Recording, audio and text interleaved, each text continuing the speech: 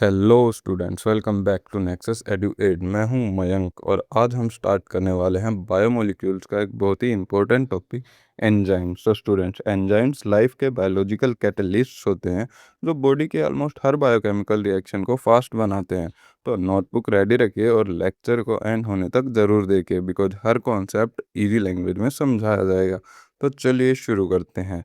Enzyme biological catalyst होते हैं। Catalyst का मतलब होता है ऐसा सब्सट्रैक्ट जो रिएक्शन की स्पीड इंक्रीज करे without getting consumed. Human body में डाइजेशन, रेस्पिरेशन, डीएनए रिप्लिकेशन और मेटाबॉलिज्म जैसे ऑलमोस्ट सारे प्रोसेस एंजाइम की हेल्प से ही परफॉर्म होते हैं।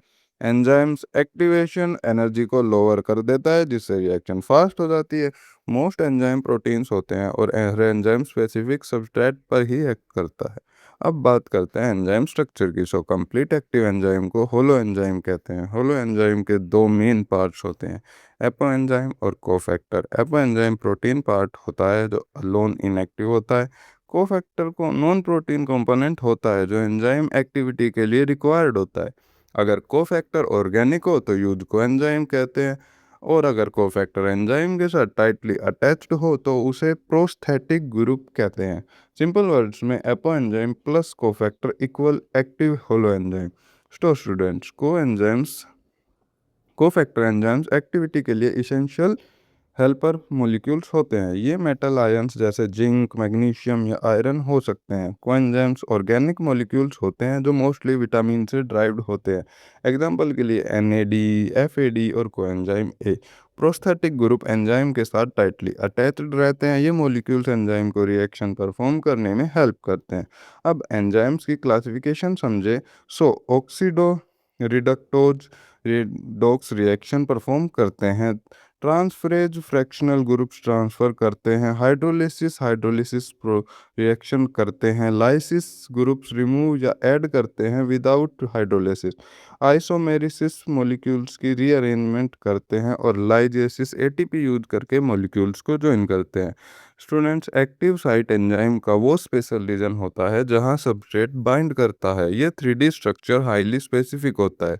एक्टिव साइट में सबस्ट्रेट बाइंडिंग और कैटालिसिस दोनों अकर करते हैं। एक्टिव साइट की एग्जैक्ट शेप ही एंजाइम स्पेसिफिटी का मेन रीजन होता है। सबस्ट्रेट स्पेसिफिसिटी मतलब है कि एंजाइम सिर्फ स्पेसिफिक सबस्ट्रेट पर ही एक्ट करता है। एब्सोल्यूट स्पेसिफिसिटी में एंजाइम सिर्फ एक सबस्ट्रेट को रिकॉग्नाइज करता है। ग्रुप स्पेसिफिसिटी में एंजाइम सिमिलरली फंक्शनल ग्रुप वाले सबस्ट्रेट पर एक्ट करता है। स्टीरियो स्पेसिफिसिटी में एंजाइम सिर्फ स्पेसिफिक आइसोमर पर एक्ट करता है। ये स्पेशली बॉडी में एक्यूरेट मेटाबॉलिज्म कंट्रोल मेंटेन करती है। अब मैकेनिज्म ऑफ एंजाइम एक्शन समझते हैं, क्योंकि काम कैसे करते हैं तो समझना ज़रूरी है ना। सबसे पहले सबस्ट्रेट एक्टिव साइट पर बाइंड करता है, उसके बाद एंजाइम सबस्ट्रेट कॉम्प्लेक्स फॉर्म होता है।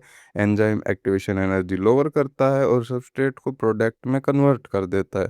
फाइनली प्रोडक्ट रिलीज हो जाता है और एंजाइम अनचेंज स्टेट में वापस आ जाता है।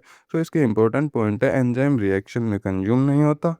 ठीक है, अब आगे बढ़े students. Activation energy minimum energy होती है जो रिएक्शन स्टार्ट होने के लिए रिक्वायर्ड होती है। एंजाइम इस एक्टिवेशन एनर्जी को लोअर कर देता है, इसलिए रिएक्शन बॉडी टेम्परेचर पर भी इजीली अकर कर पाती है। विदाउट एंजाइम रिएक्शन स्लो होती है। With enzyme activation energy decrease हो जाती है और रिएक्शन फास्ट हो जाती है। एंजाइम डेल्टा जी को चेंज नहीं करता, सिर्फ एक्टिवेशन एनर्जी को रिड्यूस करता है। अब आते हैं लोकेंट की हाइपोथेसिस पर। यह थ्योरी इमिल फिशर ने प्रपोज की थी। इस थ्योरी के अकॉर्डिंग एंजाइम का एक्टिव साइट रिगिड होता है। सिर्फ करेक्ट सबस्ट्रेट ही एक्टिव साइट में परफेक्टली फिट होता है, बिल्कुल लॉक और की तरह। ये मॉडल सबस्ट्रेट स्पेसिफिसिटी को एक्सप्लेन करता है, लेकिन इसमें एंजाइम फ्लेक्सिबिलिटी एक्सप्लेन नहीं होती। इसी लिमिटेशन को एक्सप्लेन करने के लिए इंड्यूस्ड फिट थ्योरी प्रपोज की गई। Student, induced fit theory Daniel Koshland ने प्रपोज की थी। इस थ्योरी के अकॉर्डिंग एंजाइम रिगिड नहीं होता। जब सबस्ट्रेट बिना बाइंड करता है तब एंजाइम अपनी शेप स्लाइटली चेंज करता है ताकि सबस्ट्रेट परफेक्टली फिट हो सके। इस कॉन्फर्मेशनल चेंज को इंड्यूस्ड फिट कहते हैं। ये थ्योरी एंजाइम स्पेसिफिसिटी और कैटालिटिक एफिशिएंसी को बेटर एक्सप्लेन करती है। आज मोस्ट साइंटिस्ट इसी मॉडल को एक्सेप्ट करते हैं। अब बात करते हैं मिकेलिस मेंटन इक्वेशन की। ये इक्वेशन एंजाइम काइनेटिक को एक्सप्लेन करती है। ये सबस्ट्रेट कंसंट्रेशन और रिएक्शन वेलोसिटी के रिएक्शन को शो करती है। V max maximum reaction velocity होती है। के एम वो सबस्ट्रेट कंसंट्रेशन होती है जहाँ रिएक्शन वेलोसिटी हाफ और वी मैक्स होती है। लो के एम का मतलब हाई एंजाइम एफिनिटी होता है और हाई के एम का मतलब लो एफिनिटी होता है। ये इक्वेशन एंजाइम एफिशिएंसी और काइनेटिक स्टडी करने के लिए एक्सट्रीमली इम्पोर्टेंट है। स्टूडेंट्स, एंजाइम इनहिबिशन में इनहिबिटर एंजाइम्स एक्टिविटी को डिक्रीज करता है। कॉम्पिटिटिव इनहिबिशन में इनहिबिटर एक्टिव साइट के लिए सबस्ट्रेट से compete करता है।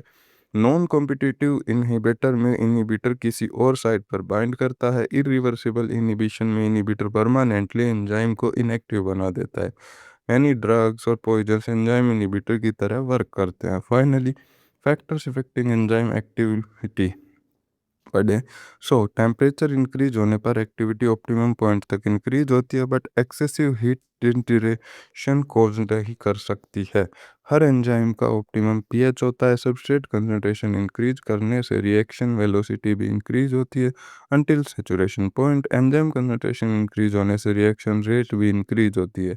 तो स्टूडेंट, एंजाइम एनवायरमेंटल कंडीशन के लिए हाईली सेंसिटिव होता है। स्टूडेंट्स, आज हमने कंप्लीट एंजाइम चैप्टर डिटेल्स में समझा, from substructure to kinetic and inhibition. अगर लेक्चर आपको हेल्पफुल लगा हो तो लाइक करें, शेयर करें और चैनल नेक्सस एडुएट को सब्सक्राइब जरूर करिएगा, क्योंकि नेक्सस एडुएट आपके लिए ऐसी ही इम्पोर्टेंट वीडियोस लाता रहेगा जो आपकी स्टडी के लिए बहुत ही हेल्पफुल है। Keep learning, keep growing. Thanks for watching students.